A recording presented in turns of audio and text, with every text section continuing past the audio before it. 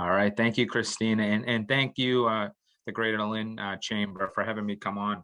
My name is Dan Martiniello. I work for the SBA's Massachusetts District Office, and today I'm going to be talking to you about some important information when it comes to another new COVID relief, small business relief program, the Restaurant Revitalization Program. I know a lot of folks are interested in this fund, and there's a lot of information that we've already posted out there, and hopefully I can clear up what this program entails and what you need to do to get yourself ready for the application period that should be coming up in the next few weeks. So let's get into it. So I'm just gonna minimize the sidebar screen here just because it covers up some of the slides, so bear with me 1 second.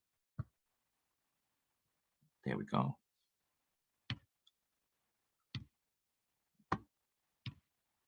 All right, so the Restaurant Revitalization Fund. So what is it? So this is a new program that was enacted under the American Rescue Plan Act, which became established back in March 11th of 2021. So a little over a month ago. So a couple things you want to know is this particular fund has $28.6 billion appropriated for that. So I know with the amount of small businesses out there nationwide that are looking to see if they can get funding under this program, that's not a lot. But just keep in mind, folks, I know there's probably going to be a mad dash to apply for this program, but just like any other COVID relief program over the last year, keep in mind that Congress does listen to the community, to the small business community, and there's always a possibility for Congress to come together and potentially talking about if these programs are successful, to put more funding into it if necessary. So I just want to make sure folks do understand that those things can always happen in the future. And then this program doesn't really have a true expiration date as far as application period. It's just going to go until the funds run out. But what's good about this compared to maybe say the Paycheck Protection Program is when you can utilize the funds in the Paycheck Protection Program, you have no more than a 24-week covered period. In this program, you're actually going to have just about a 2-year time frame where you can utilize these funds. So as you can see here on the slide, it's March 11th, 2023. You have to utilize these funds. So we'll go over, in these slides, we'll go over, eligibility concerns, how to calculate your RRF fund when you're doing the calculation, what supporting documentation you may need, and where you can find help either applying or help with additional informational questions. So as far as eligible entities, so this program is going to be for eligible entities that are businesses that are not permanently closed, and include businesses where the public or patrons assemble for the primary purpose of being served food or drink. So this is what this program is specifically, for. So that's going to include your restaurants, food stands, food trucks, food carts, caterers, bars, snack and non-alcoholic beverage bars, and then some of these different entities that you see below, whether it's bakeries, brew pubs, tasting rooms, breweries, wineries, inns, and some of these other entities.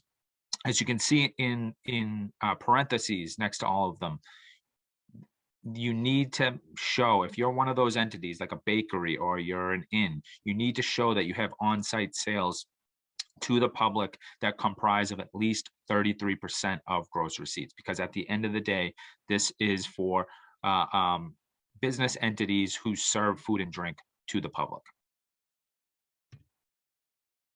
So how much are you eligible for? So as far as the maximum loan amount, so the SBA may provide funding up to $5 million per location, but it's not going to exceed $10 million total for the applicant and any affiliate businesses if you have more than one location.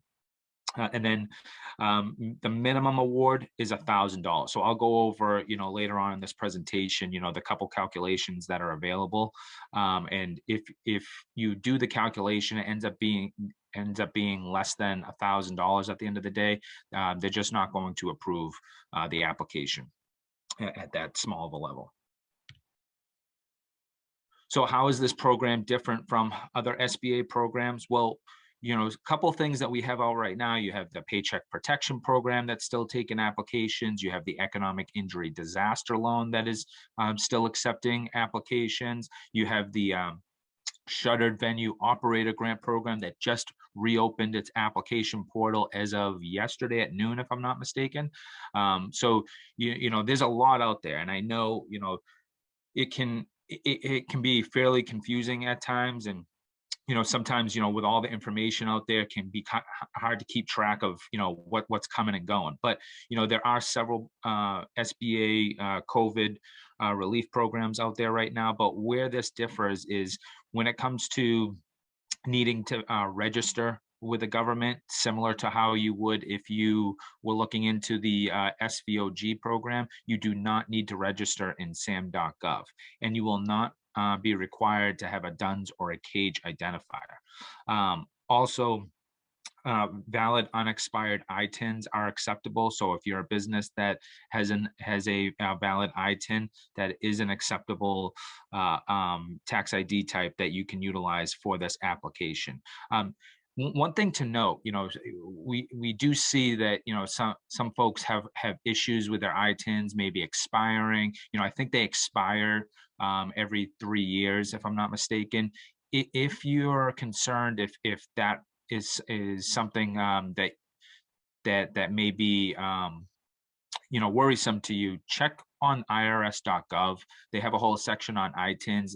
You can look up based on your ITIN number. You should be able to look and see what your expiration date is and find out the steps to apply for renewal of that. So who is ineligible? So as far as ineligible businesses, if you're a state or a local government operated business, you're going to be ineligible for this particular program. As of March 13th, 2020, if you own or operate together with affiliates more than 20 locations, regardless of whether those locations do business under the same or different names or are in different industries. So that we're really trying to target the smallest of the small businesses here, under this particular program. Also, if you have a pending application for or have received a shuttered venue operators grant. So, you may be a business entity that could potentially apply for either this program or the SVOG program. Keep in mind, you're going to have to choose one or the other. So, if you recently just applied for the shuttered venue operator grant, but after learning about this today, you may want to apply for this Restaurant Revitalization Fund, you're going to have to withdraw that application. Also, if you're a publicly traded company, if you're permanently closed, and permanently closed, I mean you completely shuttered your doors, you're no longer, operating to any degree. You've closed your doors to the public. Temporary closures. Maybe you had a COVID outbreak with staff or a customer patron, or maybe you had to close at different times of the year due to health and safety restrictions. That's not considered permanently closed, so you're eligible. Maybe you're a seasonal restaurant, a summertime restaurant, you're closed normally during the winter, that is fine as well. You're still eligible for the program. We're just talking about completely shutting its doors. You flipped over the tables, and you're no longer serving food or beverage to the public. And also, if you're a nonprofit organization, you're not going to be eligible. And then again, if your funding ends up, based on the calculation you use, if your funding is less than $1,000, that they're not going to entertain the application. So when it comes to eligibility, what types of organizations or for your entity can you be as far as being eligible? So as you can see here, it's the majority of your business organization. So whether it's a C Corp, whether it's an S Corp, partnerships, limited liability companies, sole proprietors, self-employed individuals, independent contractors, tribal businesses, predominantly all of your different forms of business organizations are going to be applicable under this Restaurant Revitalization Fund Program.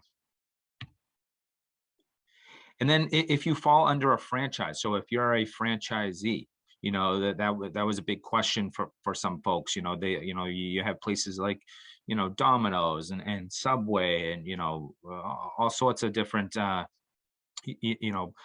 places like that, where it's, you have a franchisee who owns a certain spot within a given city or town, so they are eligible under this program too. So any business concern operating as a franchise and meeting all other program requirements is eligible. The franchise must be listed on the SBA franchise directory. So the SBA actually has a directory of all the franchises, that are acceptable, from SBA standards. So we have, I think it's around 4,000 or so. There's a lot of franchises on there. So I don't see most, too many issues with, if you're a franchisee, having an issue of not being on that directory. So in the application portal, applicants will be able to look up their entity on that franchise directory. So, we don't foresee too many issues here in Massachusetts with that. For brands not listed on the directory, the franchisor must submit the franchise disclosure document and all other documents a franchisor is required to sign at the franchise@sba.gov for review. With that, if you are a franchisee where your franchisor happens to not be on our directory, just reach out to our office and we can kind of help, provide further details on that if that's the case. So also when it comes to bankruptcy and eligibility, so bankruptcy applicants that are operating under an approved plan of reorganization under either a Chapter 11, a Chapter 12, or Chapter 13 bankruptcy and meet all program requirements are eligible for funding.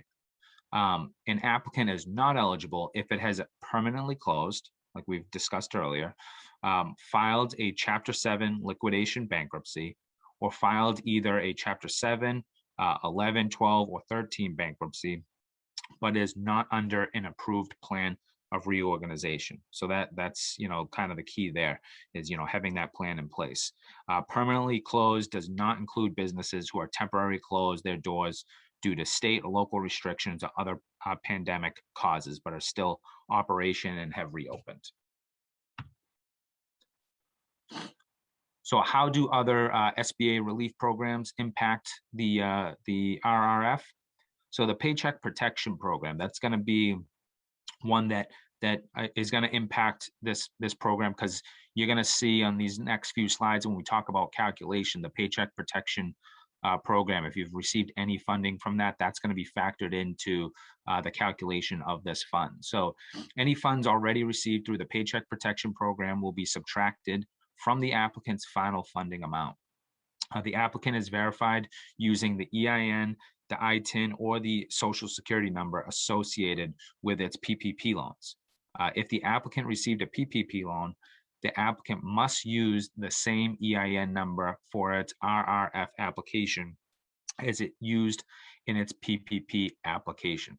Okay, so if the applicant applied for a first draw PPP loan from multiple locations under one EIN and subsequently applied for a second draw PPP under different EINs, the applicant must provide the EINs for each entity that received a second draw PPP loan. So basically, what we're talking about here is the SBA is going to need, when you're applying for this particular program, this RRF program, and we start to use a lot of acronyms for these things because it starts becoming a tongue twister when you say these full names over and over. But the SBA wants to make sure they have to track, how much funds you've already received through the Paycheck Protection Program. So, you need to make sure that you are utilizing the same Social Security numbers, the same EINs, whatever is applicable to your situation, so that when you apply for the RRF,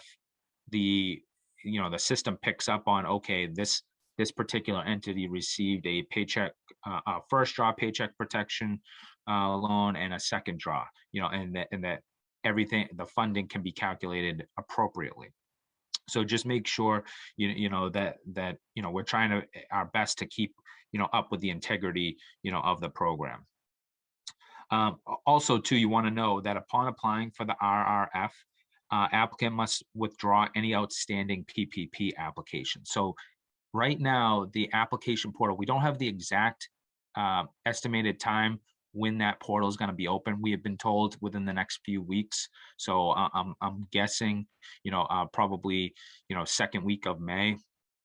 With that said, if you have maybe a first draw PPP application in with a lender or a second draw in and it hasn't been fully approved yet, you either want to make sure you can get that approved, very, very soon, or if you don't think you'll have enough time before this portal opens, make sure to withdraw that application, because that can delay or kick your RRF application out if there shows something that's pending and wasn't finalized. So, try your best if you have a pending application to get that resolved, probably within the next week or so.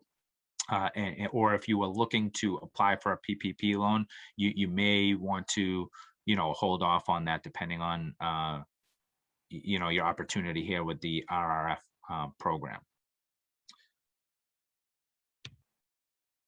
So, there's going to be some other things that you attest to on the application itself. So one good thing about this program is the SBA, I feel, has done a good job of providing a sufficient enough amount of information well prior to the program actually launching. So right now on SBA.gov, we have a section for all of our COVID relief programs. So whether that's PPP, whether that's EIDL, but we have a landing page for this program, the RRF, and in that landing page, it has the complete program guide. So that's about 20 to 25 pages.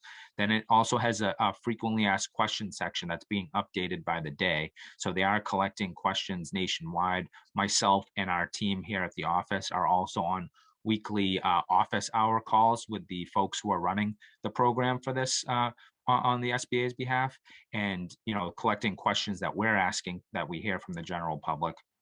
And they are updating that on a daily basis. So they have questions on eligibility and different definitions, but then they also have questions right now for technical issues, as far as filling out forms and who can help me with applications and how I can, what vendors are being used. All those types of things are already answered on that landing page. And then they also have a sample application, because most folks are probably going to be applying in some form of online format. But with that said, there's a sample application out there. So I highly suggest anybody, what I'll do is at the end of this presentation, I'll make sure I send over the links to the chamber here so that they can disperse out to the community here. And, you'll automatically have those links. You want to print out that application just so you have a good idea of what's being asked of you in there. And, if you have any questions on that, you can get those answers prior to actually submitting an application. But as you can see here, another thing that you'll have to attest to, all applicants must certify that current economic uncertainty makes the funding request necessary to support ongoing or anticipated operations. And this is, if any, I'm sure I'm talking to most folks at this point have received some sort of SBA COVID relief funding, or maybe they've gotten some funding from the state or local levels. There's probably been very similar certifications made on other applications for other programs for this, small business COVID relief. So as far as eligible use of funds, so how can we utilize these funds? And that's a great question. And here's a general list of how the funds can be utilized. And remember, you'll have until March 11th of 2023 to utilize these funds for these expenses. Now, the program guide also elaborates a little bit more, on these expenses, but here's the rundown of the list. So if you have business expenses, whether it's payroll costs, so similar to the Paycheck Protection Program, where you can use that for payroll costs, you can also use this for payroll costs. Business utility payments, business maintenance expenses, business supplies, This includes, PPE equipment and other cleaning materials, business food and beverage expenses, your covered supplier costs, business operating expenses. So whether it's insurance, marketing, fees, point of sale equipment, whatever the case may be. And then you also have construction expenses. So, I know a lot of folks, in the, restaurant industry have had to add on outdoor seating due to all the health and safety requirements. So construction of outdoor seating is an eligible, expense. The one thing that these funds are not to be used for, you have to kind of think of, okay, when it comes to COVID programs, it's not to necessarily improve your business. It's these funds are to be utilized to keep your business going. So had the pandemic not happened, right? So, we're not, these taxpayer funds are not to be utilized to say, if you were in the process of purchasing a second location, to outfit that second location and expand your business, right? This is to keep your current business that you're applying for, sustain, keep your employees on, pay your everyday business expenses had the pandemic not happened. Also, too, you have business debt. So you have payments on any business mortgage obligation. So you just want to make sure that, this does not include prepayment of principal or interest. And then, that also coincides with business debt. So you may have, a small business loan out there. You may have a line of credit. You can pay your month-to-month payments. You just can't make any prepayments of principal or interest. So when do I have to use the funds? As I discussed earlier, the deadline would, at the end of the covered period is March 11th, 2023. But with that said, you can actually pay expenses that were incurred going all the way back to February 15th of 2020. So that February 15th, 2020, you might be familiar with that if you've applied for the Paycheck Protection Program. That was the kind of date that the government used as far as when the pandemic truly started and when your business needed to be in operation under PPP. So keep in mind, if you have, say you're a business and you have back rent that you need to pay, you can pay that all the way back to the middle of February of 2020. So things like that are applicable as long as they were incurred between February 15, 2020 and March 11th, 2023. So if the business is permanently closes after receiving the funds, because in reality that may still happen, unfortunately, the covered period will end when the business permanently closes or on March 11th, 2023, whichever occurs sooner. And then at the end of the day, if any funds not spent on eligible expenses are used by the time the covered period ends, the applicant must return the funds to the government. So we don't have that process in place at this moment. So that's something that the SBA will probably come out with, at a later point in time. If you, by chance, not end up utilizing all the funds, they'll come up with a way to make sure that you send that back. It'll probably be in some form of electronic format.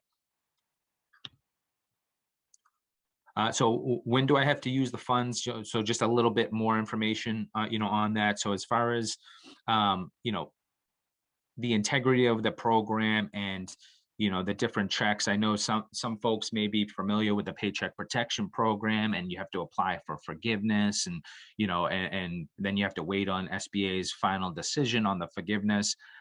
With this program, it's a little bit different. You're not necessarily asking for forgiveness of anything, but however, you are going to need to supply, expenditure reports, that show how you utilize the funds, because they are going to check to make sure that you utilize them for eligible purposes. However, you're just going to be doing this more on an annual basis versus any sort of month to month or things like that. So the use of funds assessment. So after the total award of funds have been exhausted, entities must provide a detailed expenditure report and certification for the required period. So what we know right now is they'll set up some sort of portal online format where you certify that you utilize the funds appropriately, and you provide whatever detailed report that is necessary at the time. And then until the applicant completes the use of funds assessment beginning December of 2021, applicants are required to provide self-reported unaudited data detailing the use of distributed funds each year through 2023. And more guidance will be coming that will outline how that report and how the requirements will come in and what they'll look like. But from what we know right now, it's not the SBA is not looking to put any sort of undue burden on applicants. So from what we know, it's going to be fairly basic information on that end of things. So on these next few slides, we're going to go over the different calculations that are available depending on your particular situation for your entity. And then we'll also talk about the supporting documentation that goes along with the calculation. So here, as far as how you can calculate what your fund amount is going to be, you have calculation 1. So there's going to be 3 calculations in total. And really what drives which calculation you use is when your business became operational or hasn't been in operation yet, but when you've incurred expenses. That's what's going to drive which calculation you use. But for the most part, if you've started your operations prior to or on January 1st of 2019, you're going to be utilizing calculation 1 only.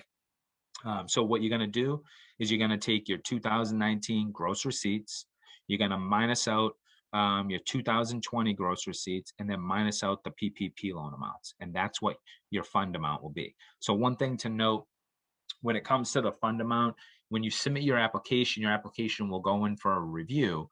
But there's not going to be any back and forth as far as negotiating on the fund amount. If after doing that calculation, that calculation shows that you'd be awarded $100,000, there's no request ask for an increase, or the SBA is not going to look to come back and see if you'll take less, maybe 50,000.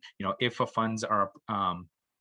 we have funds appropriated for your particular application at the time it's reviewed, they'll give you what's awarded based on this calculation. So then we have a second calculation. So this is going to be for applicants that began operations partially through 2019. So, whether it was you started operating in, July of 2019 or October 2019, whatever the case may be. So what you're going to do is you're going to take the average 2019 monthly gross receipts, and then you're going to times that by 12. Then what you'll do is the same thing as what you did on calculation 1. You'll minus out your 2020 gross receipts and minus out PPP loan amounts. So just as a quick example, let's say you started October 1st of 2019, right? So you were in operation for those 3 months, right? At the end of the year, your 2019 taxes, your gross receipts were about $30,000.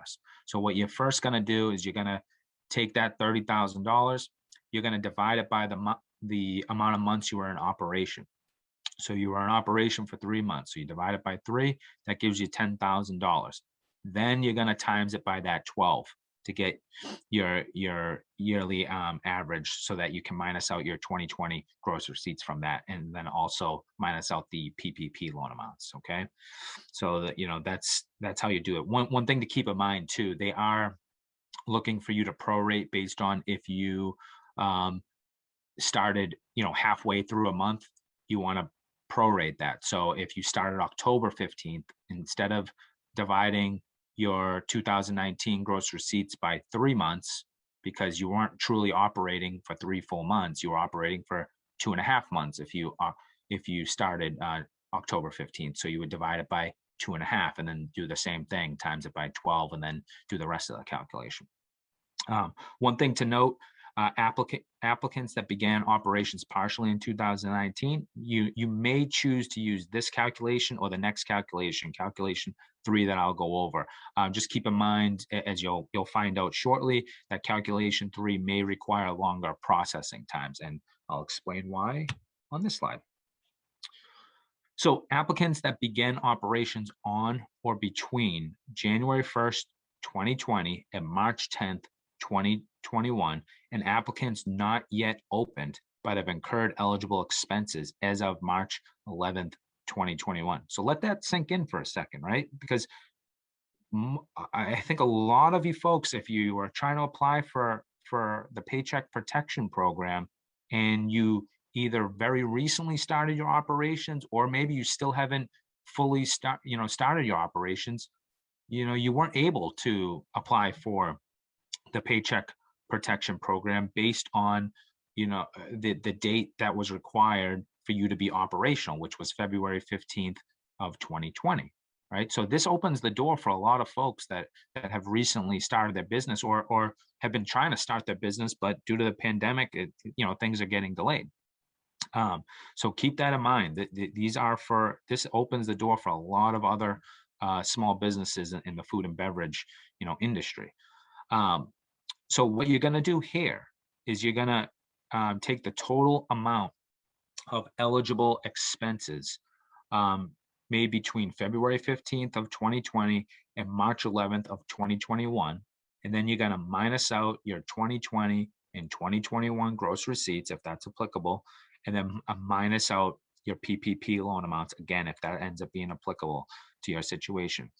Now, you're probably asking, well, Dan, what do I know is eligible expenses? So the eligible expenses for this calculation are the same eligible expenses that I went over a few slides ago. So anything that's eligible under the RRF program for use of funds, that's what we're going to consider for this particular calculation, the eligible expenses. So, if you had costs related to outdoor seating, if you have payroll costs that you want to add in there, if you had other business debt like a small business loan that you want to add in there, you can add all of that into the calculation, this particular calculation. Now, with that said,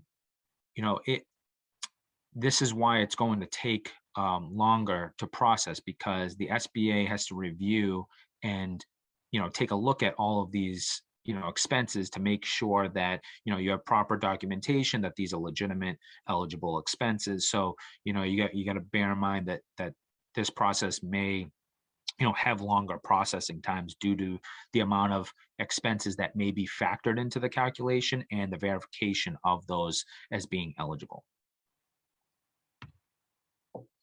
So as far as gross receipts contained, so for 2020, when you're factoring, what you want to exclude a few things from your gross receipts. So when you're doing your calculation, so here's a list of a variety of things that you want to exclude from your 2020 gross receipts. So the Paycheck Protection Program loan, the first or second draw received in 2020 or 2021, make sure to not include those in your gross receipts. You're already, in each calculation, you're minusing out the PPP funding that you may have received.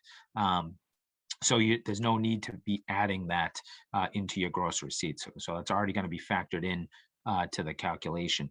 Keep in mind too, I've received some questions lately as far as, the forgiveness status of your PPP loan. If you're minusing out your PPP loan amount, regardless if you've received full forgiveness or not. So, this program is just taking away what you've already, what grant funds you've already received. So if you received forgiveness or haven't applied for forgiveness, it makes no difference. You want to minus out that the PPP loan amounts you've received.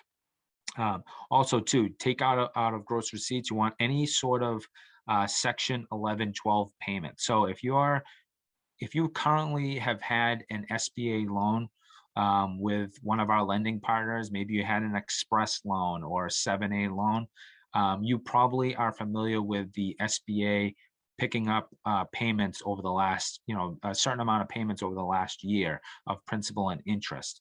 So your lender's probably been notifying you of that over the last several months. Those payments that the SBA has been assisting with paying, you do not include in your 2020 gross receipts. Also, the SBA Economic Injury Disaster Loan, the EIDL advance, the targeted EIDL advance, or any other grant funds received via the CARES Act, do not include that in your gross receipts. And then another good thing you don't want to include in your gross receipts, any state or local business grants. So maybe there was some state funding. I think Mass Growth Capital, I think, was working with the state on some grant funding. So you may have received some of that funding, or maybe there was, in Lynn, I'm not 100% positive, but there might have been some grant funding available there too. You don't include that in the gross receipts. And then anything under the Randolph-Shepard Act, financial relief and restoration payments appropriation, do not include that in your gross receipts. And what's good too, when it comes to the gross receipts and the program guide, I'll make sure that I send the link for everybody for the program guide, because depending on the business entity type and how you file your taxes, it tells you in the program guide what line items you should be looking at to calculate your gross receipts. So how do I apply? So one way is going to be directly through the platform that's being created by the SBA. It's going to be at restaurants.sba.gov. Keep in mind, I will make sure that everybody is supplied this presentation today. So you'll get a copy of this presentation. So you won't have to remember what did Dan say about restaurants.sba. You'll have it all within the presentation. But that's going to be the primary way to apply. Also, the SBA has partnered with a select number of third-party vendors to provide the application on their portal as well. So I know right now, I think we have commitments from Toast and from Square for which will allow their customers to apply through their platforms, and also they will help assist with any supporting documentation that may be needed for the program as well. And then there is Clover, and I think it's called NCR. I'm sorry if I'm not as familiar with that that third-party vendor, but Clover and NCR, they're going to be assisting their customers with any sort of supporting documentations for the application. They're not going to be accepting applications at this time, but they are going to be providing supporting documentation that's needed for this program. So the SBA is still currently looking for other third-party vendors. So if that gets updated, we'll definitely let folks know. And I'm sure if you have a vendor like a Toast or a Square, they're probably sending out notifications to their customers as we speak to let them know that they're going to be, partnering in this process as well. And then the third option is going to be through the SBA's hotline number that they've set up for this program. So the 844-279-8898. Just keep in mind that this hotline is also not only used to help folks with applications over the phone, but it's utilized for folks who have questions about eligibility or might have other technical issues. So you may expect longer processing times when you're being assisted over the phone, with that. But from what we know right now too, they are setting up everything in different languages. So they're trying to do some of the more common languages, Spanish, Chinese, and several other languages, to make sure that that's available to everybody in the public, and no one gets left out of this information.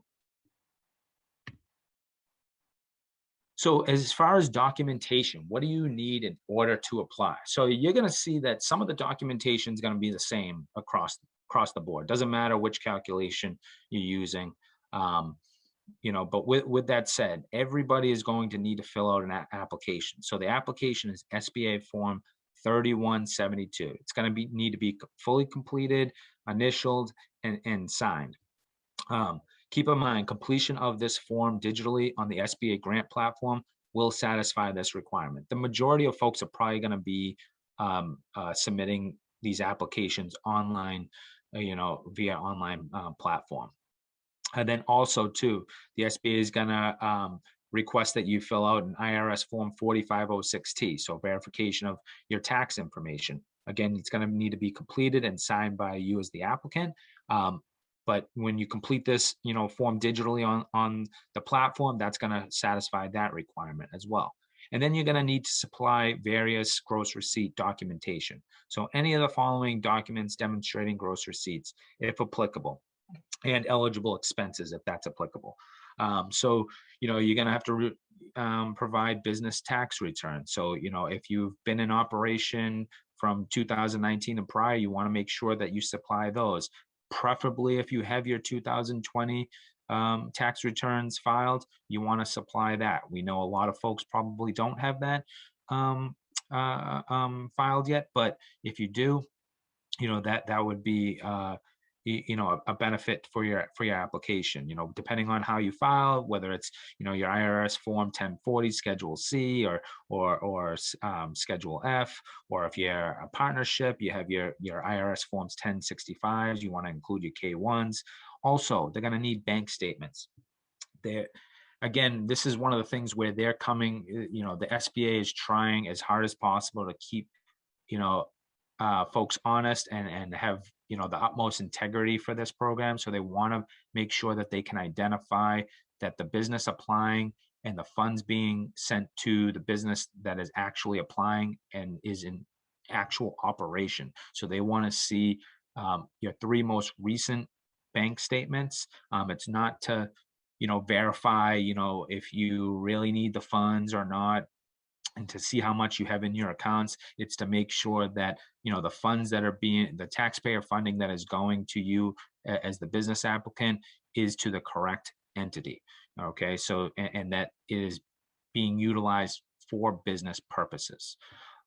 So just keep that in mind. It's going to be your 3 most recent bank statements. Also too, if you can't supply, say, 2020 your 2020 taxes filed, you may also supply externally or internally prepared financial statements, such as income statements or profit and loss statements.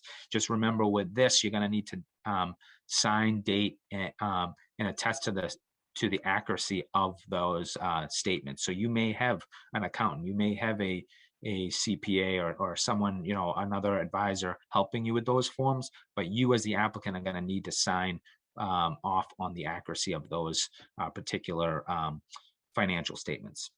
Then also point of sale reports, including IRS form 1099K. This is big when it comes to your point of sale vendors that you may use. Connect with them. If they're not one of the vendors that is already working with the SBA, connect with them on getting your point of sale reports, because that's another acceptable method to demonstrate gross receipts. So as far as calculation 1 and 2, this is the list of what's required. Again, we went over the majority of this. So, you have your application, you'll need your tax verification, which both can be done online through the portal. You'll need to provide if you're been in operation, either partially or before 2019, you'll need to supply your tax returns that show your gross receipts for 2019, 3 months of bank statements, again, most recent bank statements. And then to show your 2020 gross receipts, the preferred method would be at least one of the below items here. So either your federal tax returns filed for 2020 or your point of sale reports. Another acceptable method will be those prepared financial statements. Again, dated, signed, and certified as to the accuracy by you, the applicant. Just keep in mind, this may delay the review process, which typically should take about 14 days for most folks. So for calculation number 3, most of the stuff is the same up at the top when you're looking at calculation 1 and 2, your application, your standard application for the program, your tax verification, 3 months of bank statements. And then when it comes to 2020 and 2021 gross receipts, so if this is applicable to when you started your operation, if you have your federal tax returns filed or your federal tax returns prepared but not yet filed, that would be a preference. Also, if this applies to you, you want to get your point of sale reports for 2020 and 2021. Then when it comes to your eligible expenses, so remember with this calculation, the way you're doing the calculation is you're taking your eligible expenses and then you're minusing out 2020, 2021 gross receipts and any PPP funds that you may have received, if that applies to your situation. So you can look to get a CPA comfort letter. Would be one method to provide to the SBA. Also, if the applicant submits expenses related to the following categories, you want to provide appropriate documentation depending on what the expense is. So if you're looking to add payroll to your expenses, you want to make sure you have payroll documents, so like 941s. If you're looking to add the expenses for your outdoor seating, you want to make sure you include invoices and payments for that, and other business debt. You want to make sure you have a recent lender loan statement. Those are the types of things that they're going to want to see to verify that those expenses are eligible under this program when doing the calculation. Some other acceptable reports, again, can be your prepared financial statement, so an income statement or a P&L. Again, you want to make sure that you sign that as the applicant, and then you want to, depending on the appropriate documentation, you want to make sure that you submit anything that is an eligible expense, have something to support that expense, that was paid. So just keep that in mind. This is why the process will take a little bit long, because it's going to take the reviewer a bit of time to look at these expenses to make sure, again, everything is within the integrity of this program. So, just some continuation, on what else you need to, what other documents you need in order to apply. So this is just going to, for businesses in certain types of entities. So as you can see here, there will be additional documents if you're an applicant that's a brew pub, a tasting room, a tap room, a brewery, a winery, distillery, or bakery. Also, too, if you're an inn, if you're listed as an inn, you're going to need to provide additional information. So you're going to need to provide documents evidencing that on-site sales to the public comprise at least 33% of gross receipts for 2019, which may include tax and trade bureau forms, state or local forms filed, or internally created reports from inventory management, sales reporting, or accounting software. For businesses that opened in 2020, the applicant's original business model should have contemplated at least 33% of gross receipts in on-site sales to the public. Because remember, this program is generally for businesses that serve food and beverage on site to the public. So then again, if you're an inn, documents, same thing as above, evidencing the on-site sales of food and beverage to the public comprise of at least 33% of gross receipts for 2019. And if you were open in 2020, you want to make sure that you accounted for that, of at least 33% of your gross receipts in on-site sales of food and beverage in your original business model. And how do you get help applying? Again, that call center hotline, they can help you, answer just general questions if you're doing it online. Also, too, your third-party vendors, from what I know, what I've read online, your third-party vendors will be assisting with any sort of questions. If you're applying, say, through Toast, they should be able to help you with any questions that you have on their platform, whether it's just, trying to get through the application itself or eligibility things as well.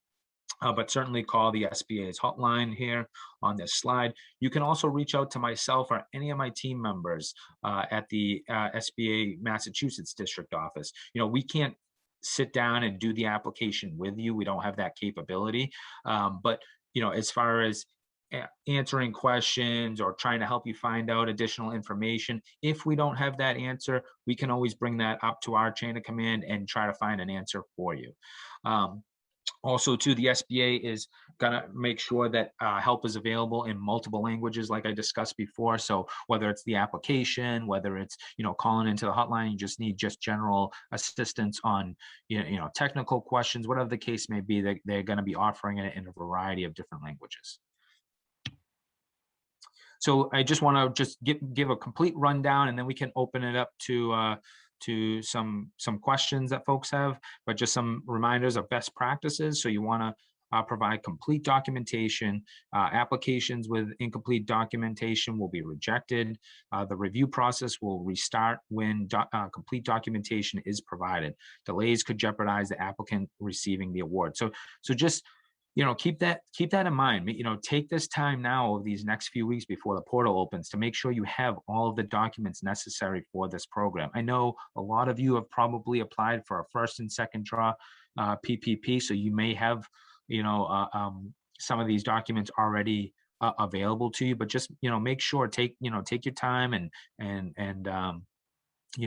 get this out, get this stuff all ready to go. We'll definitely be letting the general public know when the portal's open. We should get a 24 to 48 hour notice prior to that opening. So we will make sure everybody in the small business community here in Massachusetts knows when that is about to open. Also, too, leverage your resources. While it's not required, the use of CPAs and other accounting professionals may help ensure a complete and well-documented application. So, yeah, like I said, you may have a CPA, you may have a business advisor, but the SBA also has resource partners. So whether that's SCORE, who I know, I'm pretty sure works with the Greater Lynn Chamber, or we have the Small Business Development Center down at Salem State. They're a resource partner of ours.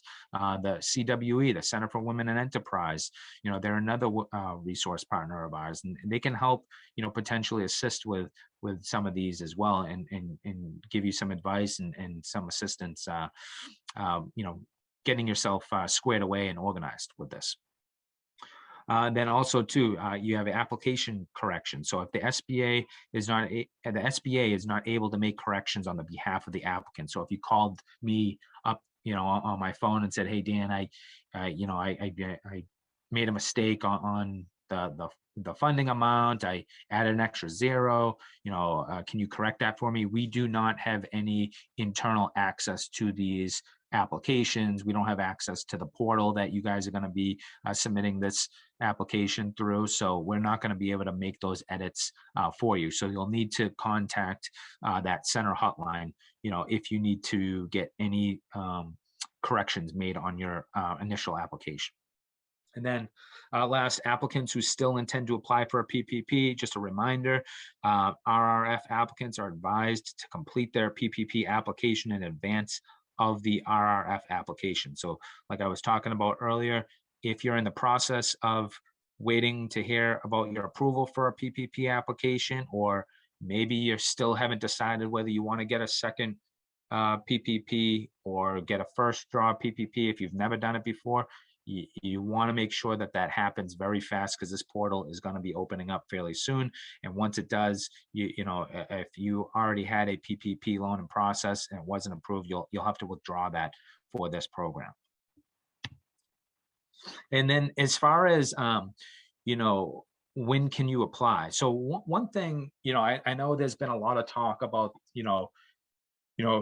who's getting the priority for this program and whatnot. One thing I just want to make sure everybody understands, regardless if you're considered a priority group or not, everybody can apply the minute the portal opens. So you do not need to wait for the priority group time frame for you to apply if you don't fit under a certain priority group. So just keep in mind, everybody can apply right away. They just might hold your application until they go through the first wave of select priority groups. So as you can see here, there's going to be a pilot period for participants who will be randomly selected from existing PPP borrowers who self-identified as members of RRF priority groups. So pilot participants will not receive funds until RRF is open to the public at application launch. So the SBA is going to try their best to make sure they work out any sort of technical issues, application issues prior to having, everybody's application in there at one time. They want to prevent any sort of site crashings, or, work out any sort of, common issues that have been occurring. So they have selected a group of folks to work through those issues. And then, priority period. So the first 21 days, during the initial 21-day priority period, SBA will accept applications from all eligible applicants. Only applications from small businesses owned by women, veterans, and socially and economically disadvantaged applicants will be funded during this period. Then on day 22, all eligible applications will be processed and funded until the funds are exhausted. So what are the priority groups? So a small business concern that is at least 51% owned, and the management and daily business operations of the applicant are controlled by one or more individuals who are either a woman, a veteran, or socially and economically disadvantaged person. Applicants also must self-certify on the application that they meet eligibility requirements. So this is going to be a little bit different. Maybe if anybody's familiar with some of the government contracting programs we have, where you have to go through a certification process depending on what you're looking to certify. This you're self-certifying. So initially it's, we're looking at the general community to uphold integrity on their behalf, to make sure that they are properly, certifying.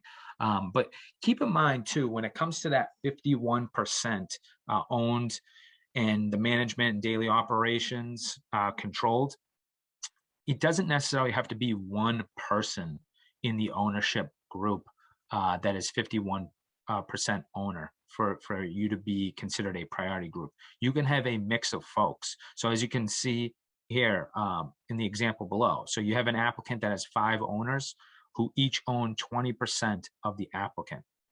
Okay, so that's the business. So 2 owners are veterans, and 1 owner is a socially and economically disadvantaged individual.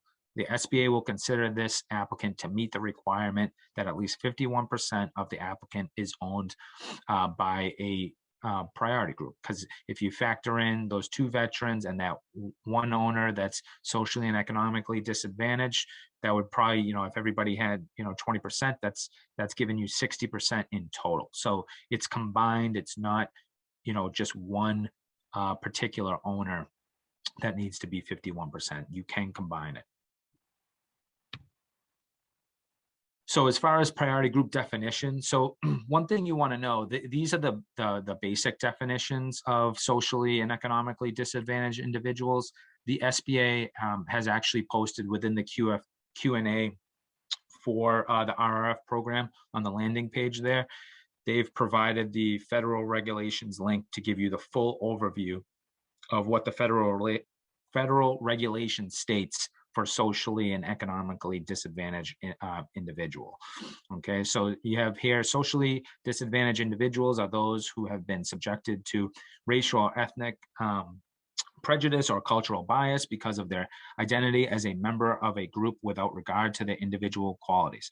So individuals who are members of the following groups are presumed to be socially disadvantaged: Black Americans, Hispanic Americans, Native Americans, Asian Pacific Americans, or subcontinent Asian Americans.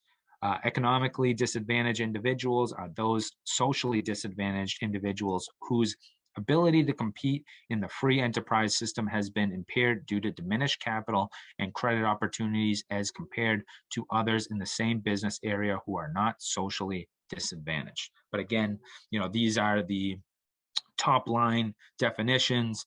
The complete definitions are within the Q&A. It will direct you to the Code of Federal Regulations that will give you a complete elaboration on both of those definitions. So eligibility as a priority group applicant. So entity reorganization for purposes of qualification for the priority period will result in automatic disqualification of the award. So at the end of the day, we're trying to, just really hone in on the fact that we want to make sure the general public tries to use, everybody, we want everybody to use their integrity, right? Don't try to, change how your business is or how your ownership structure is for the sole purpose of trying to get this award funding, right? Because, if that is found out, they're going to automatically disqualify you for the awards. And with that said, you're self-certifying at the application process, but the SBA is going to be randomly auditing all of these grant awards to the recipients. So you can get randomly audited at any point in time, and they will start checking into how you use the funds. Are you really socially and economically disadvantaged? They are going to check on that. So, they're not going to just look at larger funding awards, they're going to look at the smaller dollar ones too. So, just be aware that can happen at any point in time.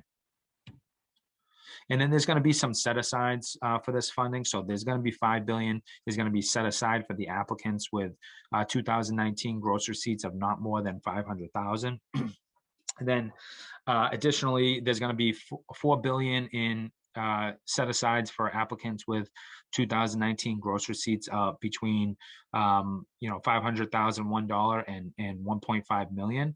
And then there's going to be 500 million in set aside for applicants with gross receipts of not more than $50,000. So again, the SBA is trying to target smallest of the small businesses and making sure that each community has a shot at receiving proper funding to help you get through the stressful issues that everybody's dealing with in today's climate with the COVID situation.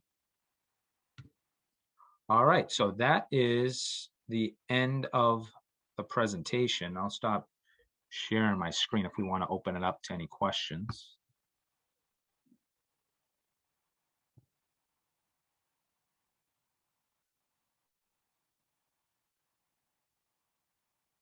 If anybody has a question, or well, I think we got some in the chat, so let's see. Yeah, I was going to say we do have one in the chat from Dennis. Okay, let's see. So what if we applied for a PPP and ERC? Would we still be eligible for this fund?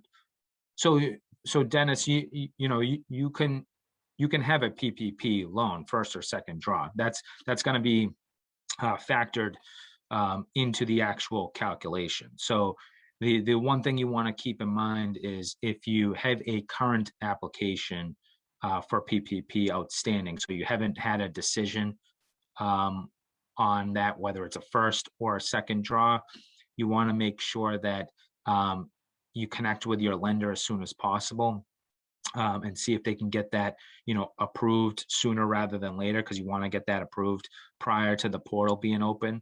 But the employee retention credit, I don't think that's factored into this at all. That's something more on the IRS's end. I'm not familiar with as much as that, but as far as I know, there's no guidance or talk about that within the program. So whether you have an application or you're waiting to hear word on that, there's no reflection within the program guide or guidance that states that would be an issue one way or the other. Let's see. Oh, so my so my colleague Oreste joined, and he just said, so as we were talking hot off the press, the portal is going to be open for registrations for username and passwords, and the portal will open for grant applications on 5/3 at noon. So that is, wow, it's next week. So yeah, so that's Monday. So yeah, so we, so I guess it's not 2 weeks. So yeah, we're gonna Monday at noon, it looks like. That's per my colleague here at our office. So our rest days, our Springfield branch manager. We'll make sure that gets out to the Lynn community as well. And, we'll, let everybody know. So yeah, you want to get all your stuff ready as soon as possible.